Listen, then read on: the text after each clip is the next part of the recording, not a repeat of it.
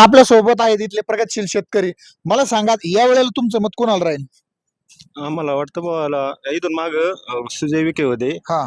आता दुधाचे रेट 2 महिन्यापूर्वी 35 रुपये होते. हम्म.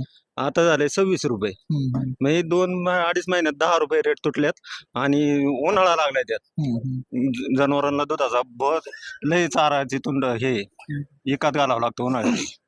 पण आता ह्या 2 महिन्यात रेट तुटले म्हणून लगेच मत फिरवायचं की इथून पाठीमागे रेट नव्हते का दुधाला? नाही नाही होते ना, इथून पाठीमागे होते. मग त्यावेळेला जर समजा इलेक्शन लागलं असतं तर तेव्हा मत कोणाला दिलं असतं? नाही नाही विखे चांगले आहेत तसे, त्यांनी चांगले आहेत. पण आमच्या हक्काचे नेते आहेत बुवा. शेजारी आहे, तालुक्यातले आहेत, मग घरच्या सदस्यासारखे आहेत.